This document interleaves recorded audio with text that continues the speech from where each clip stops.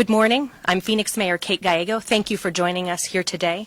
Thank you to Chief Williams, Councilman Michael Nowakowski, and our partners through the National Police Foundation for being with us here today.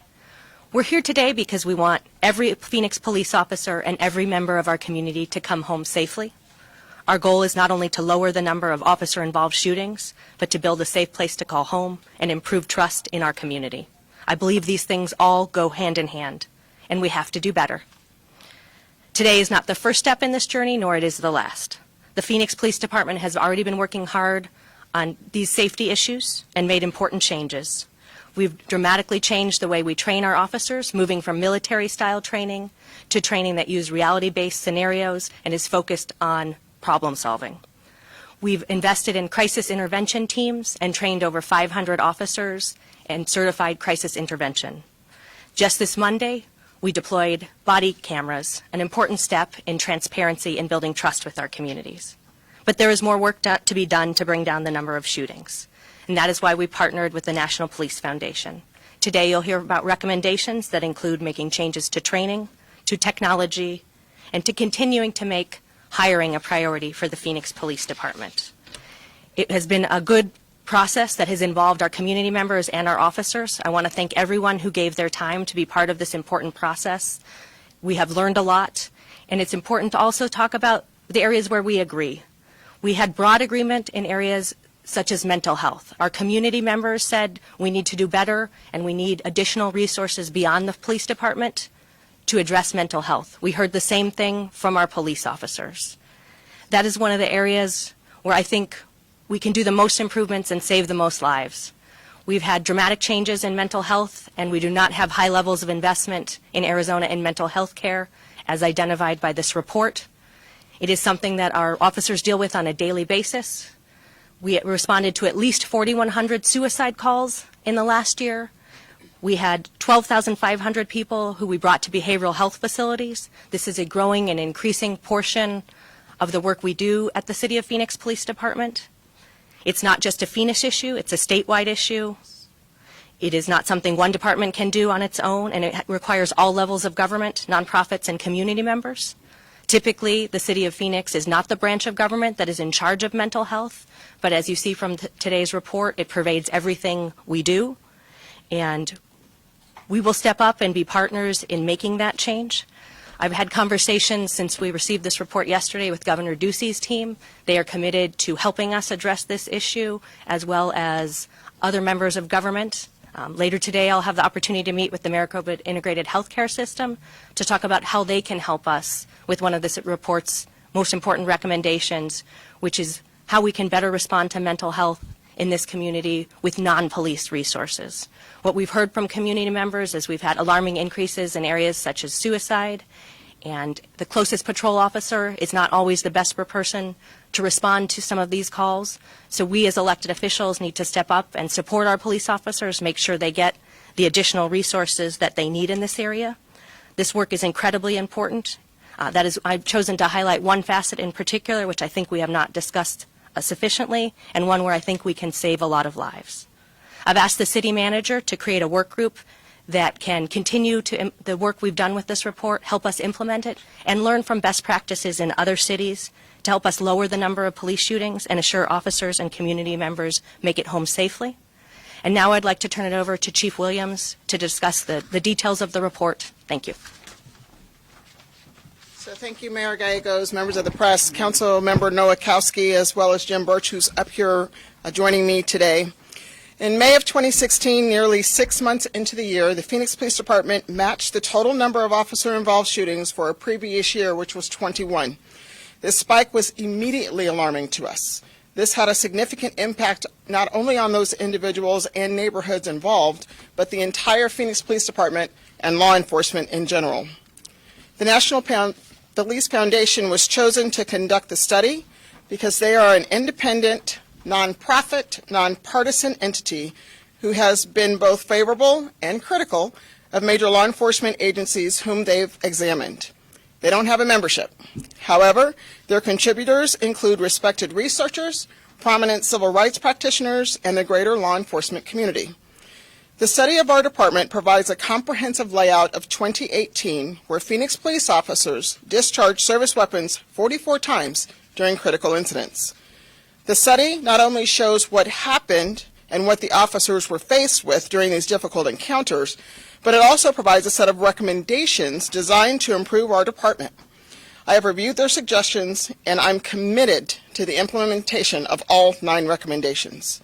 At this time, I'd like to introduce Jim Burch, the president of the National Police Foundation. Mr. Burch has over 20 years of policing and criminal justice experience from the United States Department of Justice and has served as the assistant director at the Bureau of Alcohol, Tobacco, and Firearms, acting director at the Bureau of Justice Assistance, and deputy assistant attorney general. Also available for questions that you may have regarding the research methodology will be Dr. Justin Nix. Dr. Nix is an associate professor at the School of Criminology and Criminal Justice from the University of Nebraska at Omaha. His research centers on policing with an emphasis in procedural justice, legitimacy, and officer-involved shootings. Once again, Mr. Burch. Good morning, everyone, and Chief, thank you very much. And I also want to thank the entire city leadership for the way in which it's received the feedback that we've given them this week. They've received it graciously and with open arms and demonstrated great leadership in response to address these critical issues. I'd like to ask everyone here today to just indulge me for a few minutes while I take you through a bit of an overview of how we approach this study. It is a little bit unique, but then I'd also like to share with you some of the highlights, some of the key findings that we came away with, and then briefly walk you through some of the recommendations that we've made to the City of Phoenix. So in 2018, as the Chief shared, we received a call from her indicating that there was a crisis and that help was needed, and help was needed urgently. And the Chief's direction to us and guidance and direction was to help us get to the truth quickly. What is it that we need to know to stop these tragedies? Whatever it is that has made 2018 a different year, we need to know what those things are as soon as possible. This meant for us a very focused and streamlined study, a rapid assessment that would not allow us the luxury of multi-year analysis that we typically have to do these kinds of reports. And so our approach was to come in with a very open mind, to presume nothing about what may be happening in Phoenix in 2018, but instead to allow the available data to tell us the story of what is happening in 2018 versus prior years in Phoenix. To do this, we reached out to probably one of the most capable research teams in the country. That includes Dr. Nix, who has been introduced to you already today, but it also includes Dr. Jeff Alpert from the University of South Carolina, Dr. Jeff Rojek from Michigan State University, and Dr. Scott Wolf, also from Michigan State University. Together, this research team has probably done more of these kinds of studies than any other researchers in the United States. They have been prolific in their review of these issues and use of force generally. Our study did not allow us, for the timeline in the study, did not allow us the luxury of gaining broad input from the community and from law enforcement officers, both critical voices to be heard. However, we did have the opportunity to meet with the community during our initial meeting here in August of 2018. Subsequent to that, we did have the opportunity to meet with a number of officers. We want to thank the associations who helped us identify those officers and bring them in, make them available to us on their own time to be able to have discussions about what is taking place in 2018. We then followed back up with community groups and members at the end of the study period. This was approximately December and January, and conducted a number of one-on-one interviews with community members, again, to seek their input about what may be happening in 2018. And so their voices, I think, can be heard through the recommendations in this report. Our overall study was begun by looking at 2018 in context. And so it is important to look at 2018 in comparison to other years, but it is also important to look at 2018 in Phoenix and what happened in Phoenix that maybe happened or didn't happen in other cities around the state and the region. And so we looked at similarly situated cities, both nationally and locally. We essentially took a process where we looked at per capita population, essentially, as well as violent crime, and I'll talk about that in just a minute. We needed to put 2018 in context, not in any way to diminish the tragedies that were seen in 2018, but to understand what was different about Phoenix in 2018 than in other years. Following that overview, we began to examine deadly force events very specifically in 2018, as well as in the 9 prior years, as a means of exploring what may have been different. We also had an opportunity to examine PPD policies very closely to see how well they conform to national best practices, as well as reviewing training materials and curricula and visiting the training academy and observing some of the first use of force training that had been recently revised for officers here, as you've heard the mayor talk about.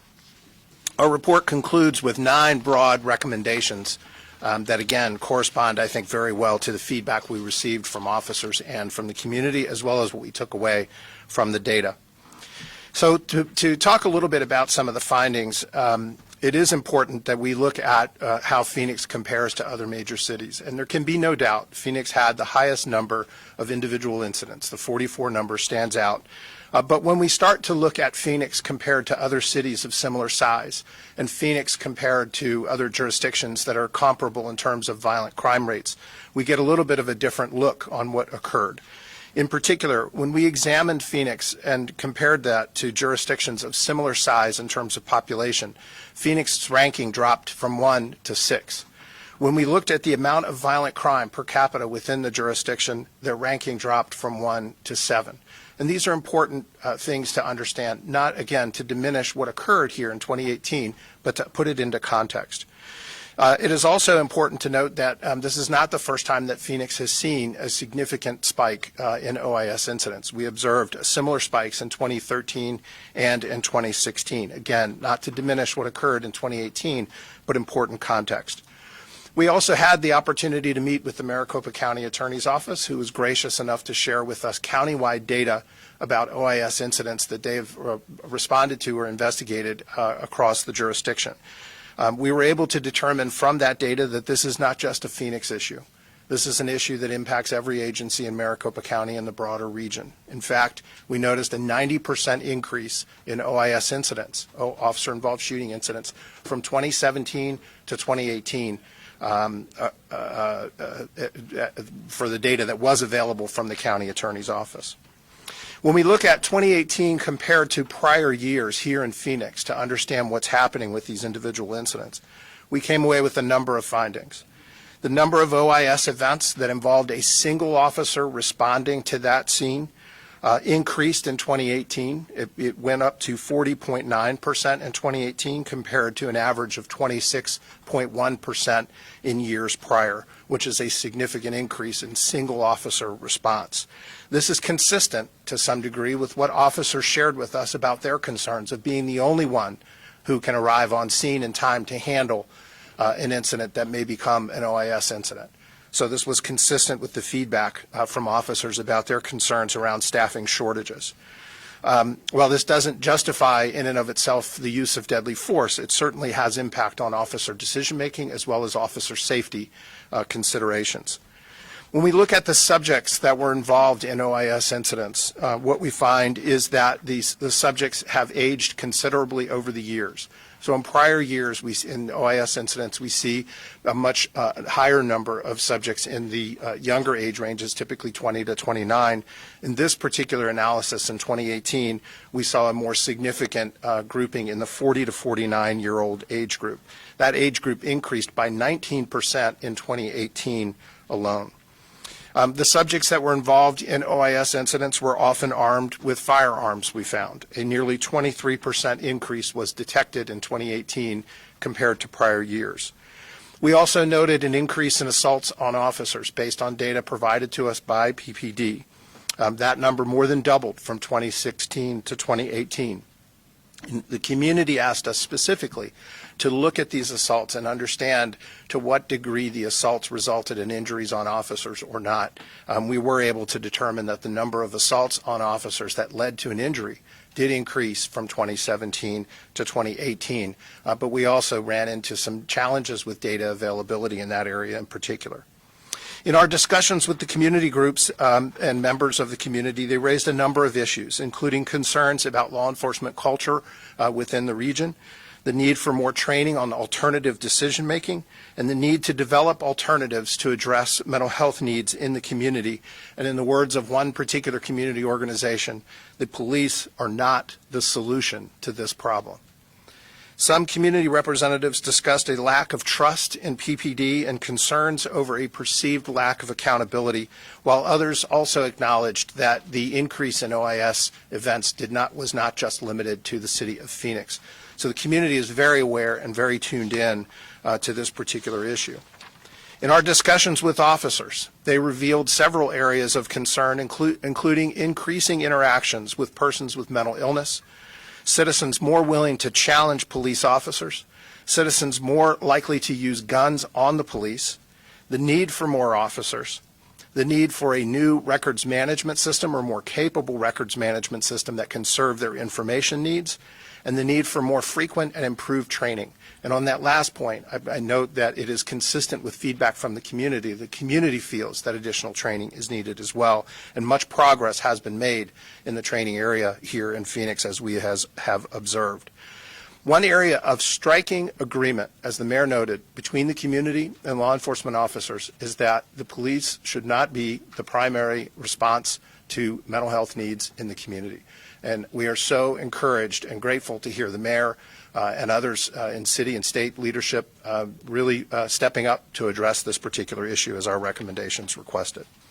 We did make 9 broad recommendations. I'll briefly list those here for you. They are detailed in our report. The number 1, we recommend that Phoenix PD implement a process whereby officers will document each time they draw their weapons and point that weapon at a community member. There are some nuances with how this should be done. It is a burden, an added burden on officers, but it is necessary data for us to be able to understand how many interactions with citizens could have become deadly that did not. There are also other reasons to collect this data, which I'll leave for you to read in the report. We then recommend that PPD continue its efforts to document the officer-involved shooting incidents. We struggled in some cases to get the data needed in order to be able to complete this analysis in a timely way. That should not be happening. We should be able to, and the leadership here should be able to immediately access all available data on OIS incidents that have occurred to date and be able to make decisions about how changes could be implemented rapidly. We recommended continuation of improved training. We did see some very positive signs. We'd like to see an evaluation of that training conducted to make sure that it is driving home the lessons that are needed, the learning that is needed by the officers completing the training.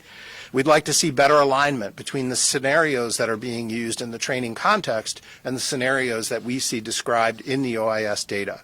The more that training can resemble the reality of the interactions that officers are having every day, the better off we will all be. 4th, we recommended increased transparency. And this was not something that we necessarily experienced ourselves. We obviously had access to all of the data that we needed through the PPD.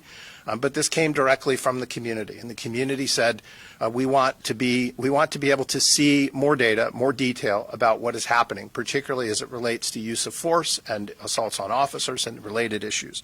So we have made extensive recommendations in this particular area. Although PPD has done a great job of interacting with the community, and we've talked at length with the chief about this, there is so much more that could be done in this particular area of transparency. And what we would love to see is to see the department sitting together with the community, working through some of these challenges, looking at the data together to make sure that we're focused on reality. Number 5 would be to engage the broader community. As I mentioned to you, we did not include in the study the ability to meet with the community or with officers. Nonetheless, we found the opportunity to do that to a minimal degree. That needs to be done to a much more significant degree, and we have made recommendations to the chief for how we could leverage a federal resource to provide that community engagement and community satisfaction feedback surveys at no cost to the city to make that data more available so that we understand the perspective of the entire community and of the officers. We made a recommendation to increase use of proactive policing, as evidence-based policing would tell us can be effective at reducing serious crime. We know that there is a linkage between serious crime and officer-involved shootings, and so that anything we can do to reduce crime should help us reduce officer-involved shootings. Number 7, we recommended that PPD undertake a comprehensive staffing study to look at how well staffed they are and positioned to respond to the types of calls that they are receiving. We noted that PPD is essentially the same strength today, sworn strength or number of officers, as it has been for many years, but its population has significantly increased. I think, in fact, one of the top growths in population in the state.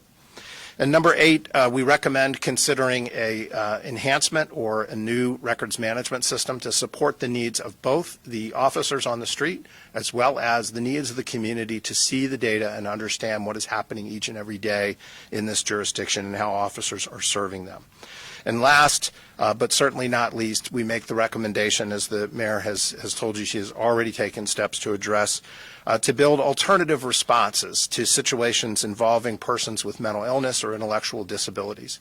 This is a major challenge for law enforcement nationally, and it is certainly a challenge for law enforcement here in Phoenix and Maricopa County as well. And we are so encouraged to hear already the steps being taken to address this significant issue. I close by saying that anytime we hear the community tell us a concern that officers say almost the exact same words, that is an opportunity for us. So we are very encouraged leaving here today that this report will have done, if nothing else, will have at least highlighted that opportunity for us to work together between police and community. So with that, thank you. I turn it back to the chief. Mr. Burch, thank you for your comments. Thank you for the comprehensive analysis. Thank you for helping us get to the truth. So in closing, I want to thank all those who participated in this study. Mr. Burch mentioned our community members, our officers, our labor organizations, both PLE and PPSLA, really assisted in this. Although we knew the facts and circumstances surrounding each of these incidents as we investigated them, we knew we needed to look for some of the whys behind the incidents. We called for immediate action, and for this reason I proactively asked the council and the mayor to support the finding of this study through city management, and thankfully mayor and council and city management agreed to this study. I want it to be clear, 44 does not represent who we are as the Phoenix Police Department. We are responsible, we're accountable, we're transparent, and we're self-reflective, and we constantly seek to learn, grow, and improve, and I think the study has shown us this. By and large, with over 1 million calls for service annually and numerous community contacts, the overwhelming majority of our interactions with our community end without force. As the chief, I am concerned about some of the calls that we respond to. There are numerous instances when we're called upon to engage with people dealing with mental health issues. And although each of us are trained to some degree, and there are 2 dedicated crisis intervention team squads, it still remains very challenging. Nonetheless, we will continue to strive to do the best we can. I'd like to take a quick moment also to explain what the implementation of Recommendation 9 could look like for the City of Phoenix. I see this as an opportunity for us to develop stronger partnerships with our mental health providers and behavioral health systems within our community. A tangible example could be and include the mental health professional riding side by side in a car with a patrol officer or the crisis intervention team squad. The mayor was very clear about her commitment to making this a focus for our city and was strongly supported by city management as well as our council. And because of this commitment, we're beginning the process of forming a work group that's going to include members of our department, the Crisis Intervention Team Squad, our Employee Assistance Unit, representatives from the Mayor's Office, Council District 7 Office, as well as the City Manager's Office, to examine best practices across this country and gather statistical information for guidance. It will be our goal to have a work product to discuss with the mayor and updates within 60 days as we further progress. In closing, my team and I, as well as the City of Phoenix, are firmly committed to taking each one of these recommendations seriously and working through the process of implementing the Foundation's recommendations. At this time, we're willing to take a few questions. Please let us know to whom you would like the question asked. Yes, sir. This is a question for Mr. Burch. You mentioned earlier that you typically do longer studies. Now, 6 months is pretty quick. And what are the limits to a study that is done in this time span versus one of those longer studies? So there are other studies that we've done similar to this have ranged anywhere from 12 months to 2 years, and sometimes longer, depending on what type of analysis is needed. If we need some sort of a longitudinal analysis to better understand what's happening, it could go multiple years, but typically we see a minimum of 12 months. So 6 months for us is extraordinarily aggressive, but we needed to do it even though we knew that it would mean limitations to the scope of what we could accomplish. It was important to be able to try to give feedback to the chief quickly. What specifically, what specific limitations were there in terms of the information that we would have and how? Oh, I see. I apologize. So specifically what we were not able to do because of a limited scope was to look more deeply at some of these issues. So for example, we would love to have had the opportunity to examine issues of race and neighborhood and how they impact or correlate to OIS incidents. We would love to have had the ability to look more deeply into the mental health issues. The assaults on officer issue is another one that we wish we had more time and more data to explore. The regional issues were another area that we simply able to identify a finding, but we're not able to explore more deeply. And then certainly, last but not least, this kind of study really calls for much more significant input from the community and from officers who work the streets every single day, and we were not able to do that because of the timeline. For Chief Williams, is there a best practices thing that you see? Other cities have engaged in this, and counties, in fact. Pima County, Tucson, and Pima County, for example, they have mental health people embedded. They also, at the jail, they're tracking people as they come in and when they're out. So anybody, a police officer, if they have an identity of someone, when they're going to a scene, they can put in that name, and they may get a history that automatically tells them what they're up against. Right. Is that what you see? Could you give us an idea of what you think best practices are as it relates to dealing with the mental health issue? That's actually a great question. In our discussion with the mayor yesterday, she reached out immediately to both the governor's office as well as the Maricopa County Sheriff's Office too. So I think best practices encompasses what you're talking about, but it also includes trying to route those calls to the place that they should be routed. Any police officer would tell you in any event, if we can reroute that call for service to the appropriate resources, which is definitely some of the discussion points that we had yesterday, we would want to do that. So I look at that as a combination of what we see in Pima County and Tucson PD. Some agencies that we did just a quick deep dive in was Sacramento, Minneapolis, Minnesota. Mesa could provide some help and assistance for us too. We're very much committed, and thankfully for the foundation, they've come up with resources for us to be able to get this deep dive sooner than later. But I think it's a myriad and a combination of what you're talking about. It's meeting people where they are, getting them the appropriate resources to best manage this, and to have our police officers respond to calls that we should be responding to. And just one quick, I'm sorry, on the crisis intervention training that currently exists here. Yes. If I read your study correctly, there's a huge number of folks who believe, that once the police officers arrive on the scene, over 44% think that they create more problems. And then another 50% say that when they're arrested, they're not helped. You know, there's no recognition of the fact that there is a mental health issue that's involved in this issue, and then nothing happens afterwards.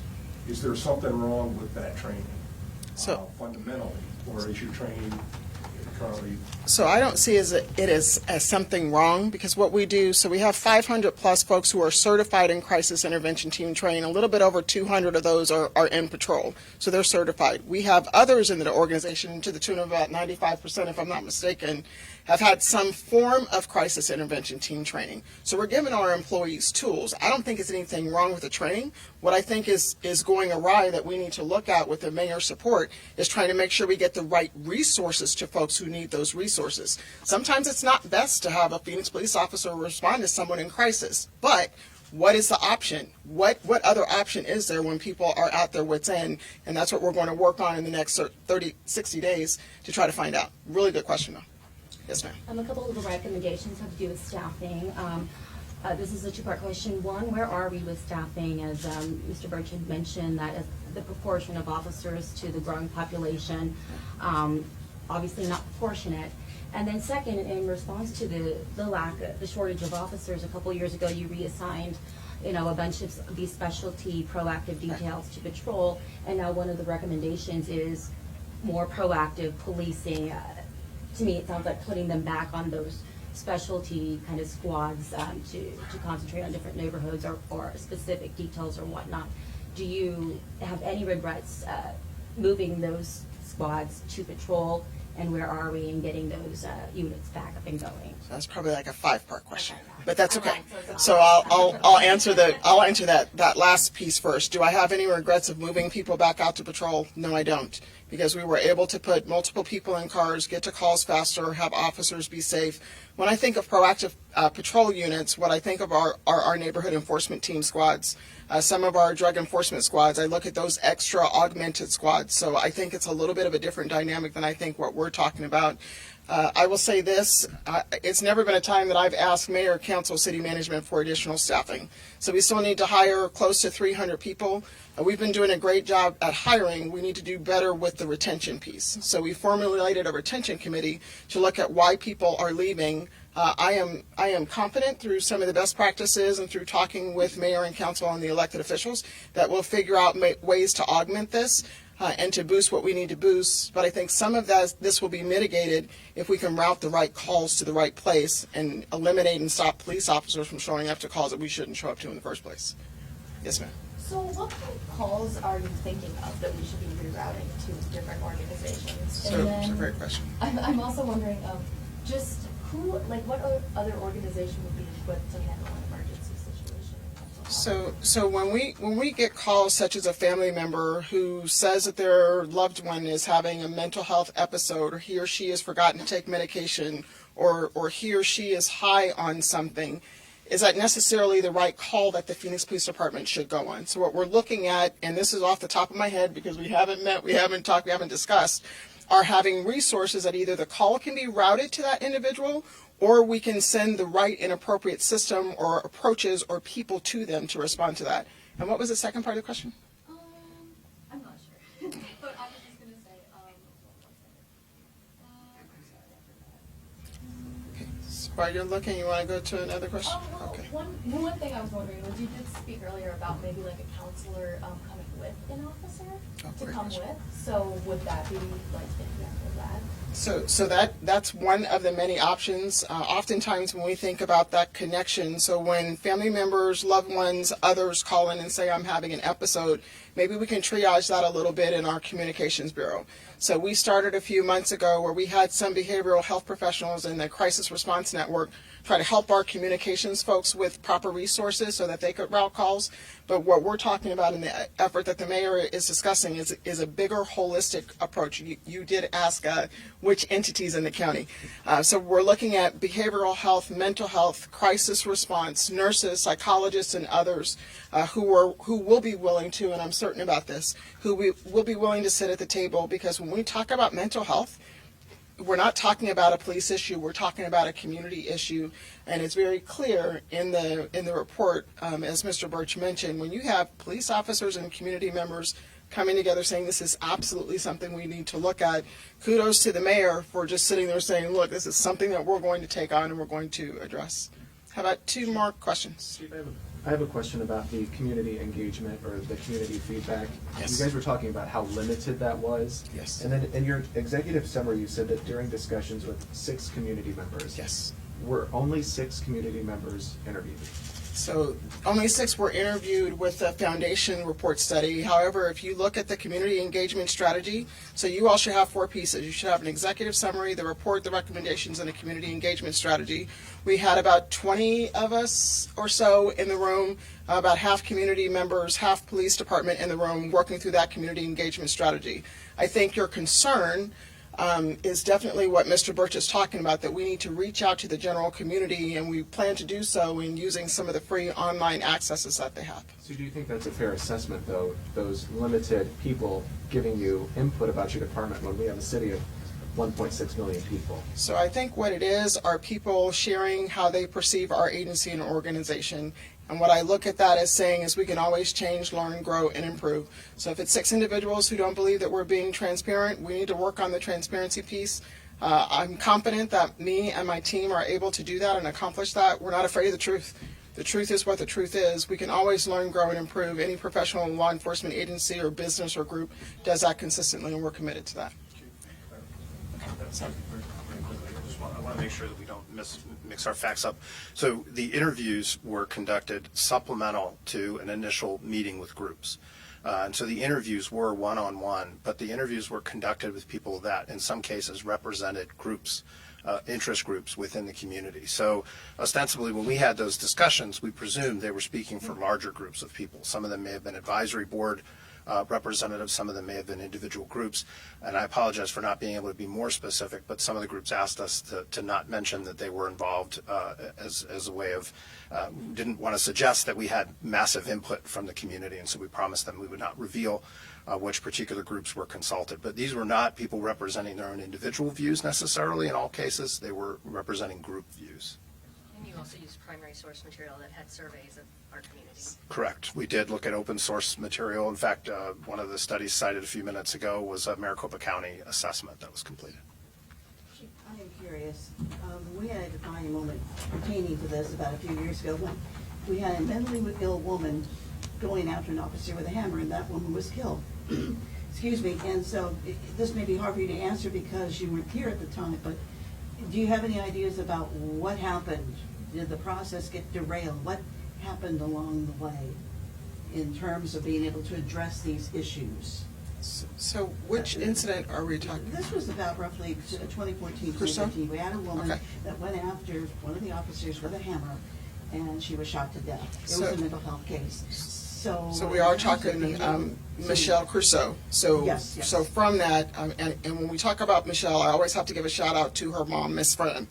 So what we did as a city is we took the lessons learned from that, and that's one of the reasons why we have the Crisis Intervention Team Squad. We actually sought a grant from the government to reenact those SWATs so we could have touch points and other ways and methods to deal with it.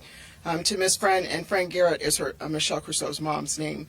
So to Miss Fran's credit, she has begun the process of making sure that we never forget those lessons that were learned. We never forget that there are people in mental health crisis, that we never forget that sometimes we're not the best responders to that, and that we need to take some steps back. So we implemented the Crisis Intervention Team Squad.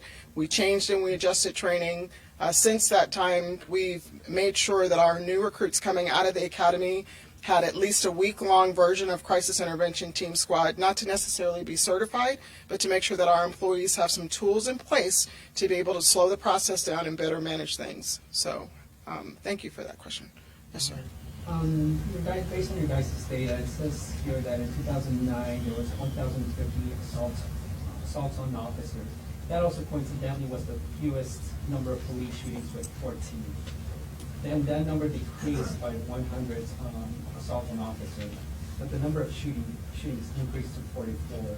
So is it really accurate to say that assault on officers is one of the leading causes that spike the police shooting numbers? So I didn't hear the foundation say that that's one of the leading causes. That's just something that they noted. So I will have you talk to Dr. Nix about that statistical piece that you're talking about. I didn't hear them say that that was one of the leading causes. I saw that as an attributing factor. Last year, that you said that assault on officers were up, which explained part of the reason why the number of police shootings were going up. So- But that's not necessarily accurate. When there was a high number of police shootings, a high number of assault on officers, police shootings were pretty low. So again, I'm going to go back to, have you changed the? We'll set up a separate Thank interview you. with Ms. Okay. Dr. Nick Yes, for ma'am. you. We've Thank got you. that one. You bet. This is for Mr. Burch and Chief Williams. Given the kind of situation you described, many of these officers have faced in these shootings, this officer all alone, somebody that may be likely to assault him or her, often with a weapon, how concerned are you that police here as well as nationwide might be developing a mindset that this is the situation I'm gonna face, I'm out there, I gotta deal with this? You know what I'm getting at? How does that get into an officer's, a police officer's mindset that this might be the norm for them when they respond to a call? Or more of the norm, I'll say that. so unique question, valid concern. So as we go through our training, as was mentioned in the Police Foundation study, we need to focus more on that squad-based training and going through scenarios and situations that happened on the street. I think that whole idea and notion of kind of priming them to think that every time they respond to something it's going to be a dangerous scenario and situation is something that organizationally we're going to have to work through, and we've been working through. But we've been doing that, trying to do that through training, trying to do that through online courses, trying to do that through our Employee Assistance Unit 2. As was mentioned by Mr. Burch, I mean, that was the reality in 2018. We're not seeing that same reality in 2019 as of late, but it's something that we'll always have to consider, think about, and work on and improve. Mr. Burch. Thank you very much. So at this time, we're going to allow our leaders to take a minute, catch their breath. Thank you very much. I just wanted to relay a little bit more information that was shared with you over the web. There is a website that the City of Phoenix has set up to house this information, and plenty more support documents, useful links, and so forth, and that is www.phoenix.gov/OISinfo. Part of that is the report itself, the executive summary, support documentations, and then the community engagement plan as well. There is a contact us email on that site as well. It's oisinfo@phoenix.gov.